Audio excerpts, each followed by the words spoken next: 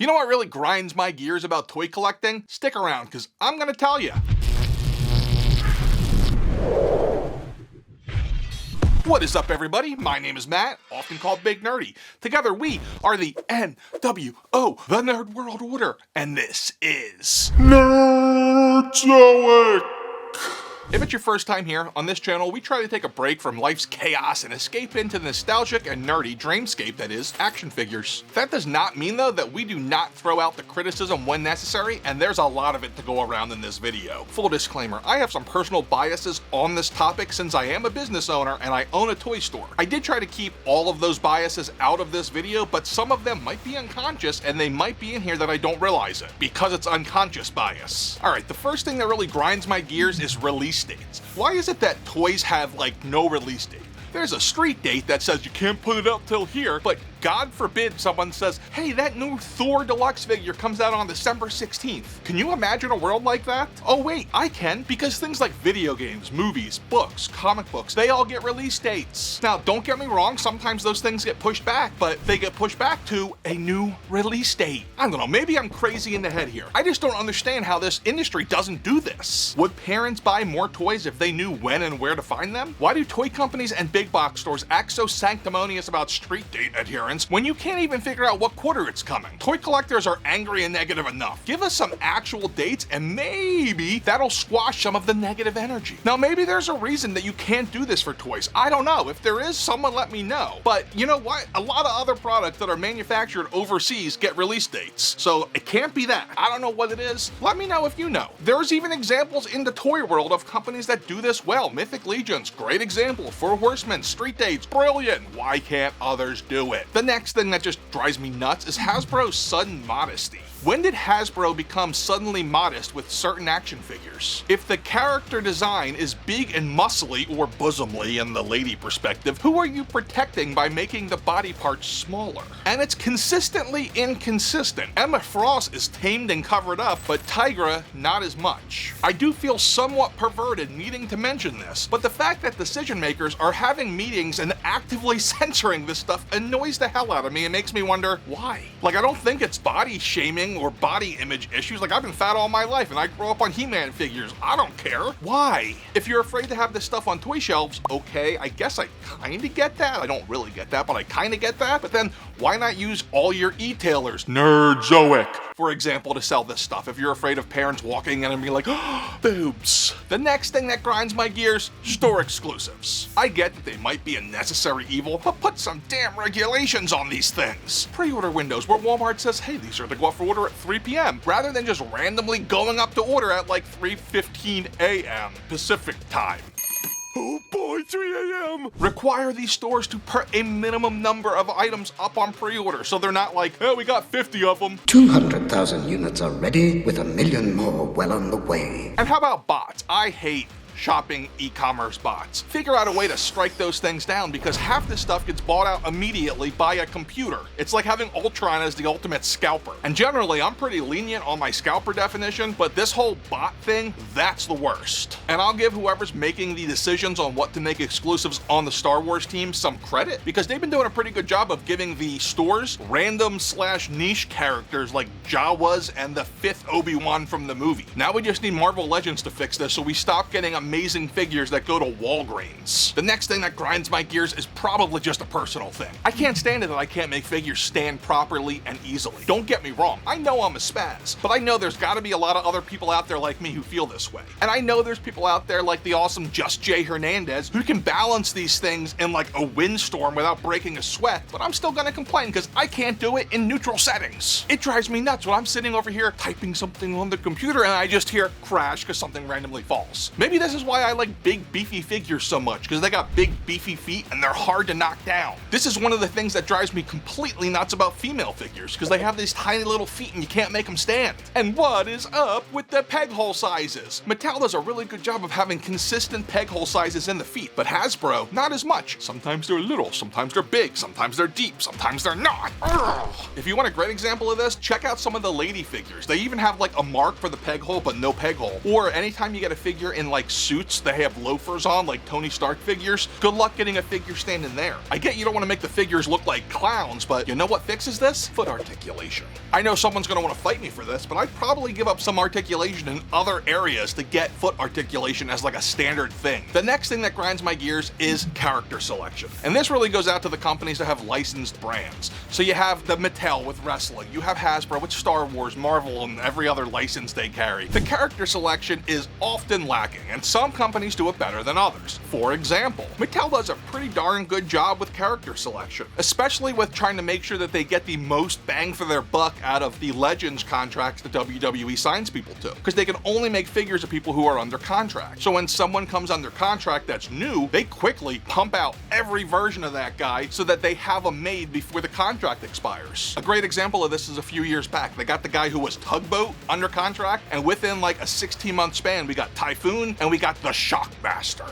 I'd say the Marvel team does a pretty darn good job of this, because they have to balance it, right? They can't make every wave have all A characters, or else in a year and a half, the line's gonna be dead. They have to spread it out some to try to get some background characters in there. An example of someone who does it terribly is the Star Wars line. It is consistently the worst. How in the world do we not have more than 2 Black Series Anakin Skywalkers? The character himself is literally the main character, the main like through line through at least 6 movies, maybe all 9 if you count the sequels. Amidala, what do we got, like 1 version of Padme, maybe 2? Come on, 9 nub. That dude is single-handedly halfway at least, well maybe a third of the way, responsible for blowing up the 2nd Death Star, but we don't got him. Lobot. Without Lobot, they don't leave Cloud City, kids. Now you might be saying to yourself, hey Big Nerdy, that's all old stuff and they need to keep up with the current media, and to that I say, what the hell's going on with the Bad Batch? You do a light run on the initial figures from the first season, and then you cancel the re-release so nobody can get them. Do you know how many people would love to buy Hunter and Crosshair figures right about now? I love my Hunter from the Vintage Collection. Oh wait, no I don't, because we don't have him. How do we not have all of them in the Vintage Collection? And if you're gonna repaint the same figure over and over again, like with this whole carbon and credit stuff, maybe there's somebody who likes that, that's fine, great, but space it out some. Don't make it feel like 1/4 of the year all we're getting is repainted credit collection stuff and then think we're gonna be excited about it. You wonder why Star Wars collector morale is so down? This is a great reason why. While we're talking character selection, let's do a quick math lesson on Boba Fett. From the years 2013 to 2019, we had a grand total of 5 Boba Fetts released. This is through various versions of Boba Fett, and they were pretty well sought after. People complained like, oh, why are you re-releasing Boba Fett again? It made sense. There were new collectors who wanted Boba Fett, missed out on the first one, and then, you know, okay, sure, make the prototype one. People are gonna want that. 5 over 6 years, I'm okay with that. That's an average of 1.2 Boba Fetts per year. Between 2020 and now, we've gotten 10 Boba Fetts. That's right, 10 in 3 years. That's an average of 3 1/3 Boba Fetts every single year. And that doesn't even count mold reuse on things like Cobb Vanth.